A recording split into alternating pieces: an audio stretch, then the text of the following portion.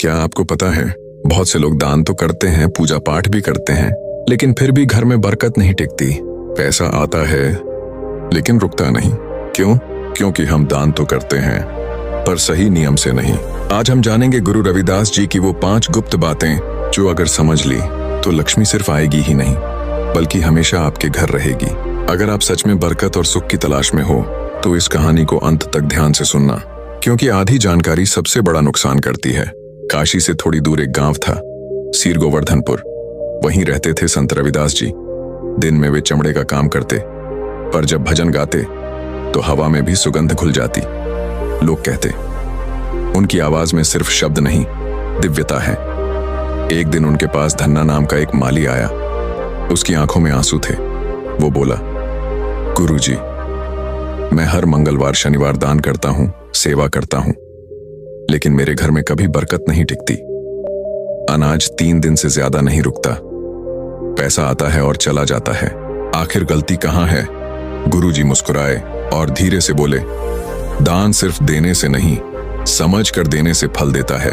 आज मैं तुझे बताऊंगा 5 चीजों के बारे में जिन्हें कभी दान नहीं करना चाहिए, क्योंकि अगर वे घर से निकल गईं तो रोटी भी जाएगी और बरकत भी। धन्ना हैरान था, उत्सुक भी। एक घर का मुख्य अन्न, गुरुजी बोले, जो चावल गेहूं तेरे परिवार के पेट के लिए रखा है वो दान नहीं, वो तेरे घर की इज्जत है। अन्नदान महान है, पर वो अतिरिक्त अन्न का होना चाहिए, नहीं तो लक्ष्मी नाराज होती है। धन्ना ने ये सुना और उसी दिन अपनी कमाई का 10% दान के लिए अलग रखना शुरू किया। और कुछ दिनों में उसकी दुकान पर ग्राहक बढ़ने लगे। दोंज और जूठा या बासी तेल। गुरुजी बोले, तेल सिर्फ वस्तु नहीं, ऊर्जा है।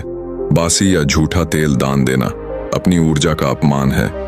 धन्ना ने बासी तेल फेंका, ताजा सरसों का तेल मंदिर में चढ़ाया और उसी हफ्ते उसे बड़ा ठेका मिला। तीनों फटे या पुराने कपड़े। गुरुजी बोले, कपड़ा सिर्फ शरीर नहीं ढकता, इज्जत ढकता है। फटे कपड़े दान नहीं, अपमान है। धन्ना ने बाजार से नया कपड़ा खरीदा और जरूरतमंदों को सम्मान से दिया। उसी शाम घर की पुरानी अलमारी टूटी और उसमें मिला भूला हुआ 500 का नोट, 4 फटा जूता या पर्स। गुरुजी बोले, जूता तेरी स्थिरता है, पर्स तेरी समृद्धि। टूटे हुए रूप में दान दोगे तो समृद्धि भी टूट जाएगी। धन्ना ने जूते मरम्मत करवाए और किसी स्कूल जाने वाले गरीब बच्चे को दिए। दूसरे ही दिन उसकी आत्मा हल्की महसूस हुई। 5 टूटा धातु, सोना, चांदी, तांबा। धातु की खनक में लक्ष्मी का वास है। टूटी धातु देने से समृद्धि भी खंडित हो जाती है। धन्ना ने अपनी मां का टूटा चांदी का कंगन ठीक करवाया और विधवा शिक्षिका को दिया। और चमत्कार, अगले महीने उसकी बेटी को सरकारी नौकरी मिल गई। अगर आपने भी कभी ऐसी चीजें दान की हैं तो कमेंट में लिखिए, अब समझ आया, अब सही दान करूंगा।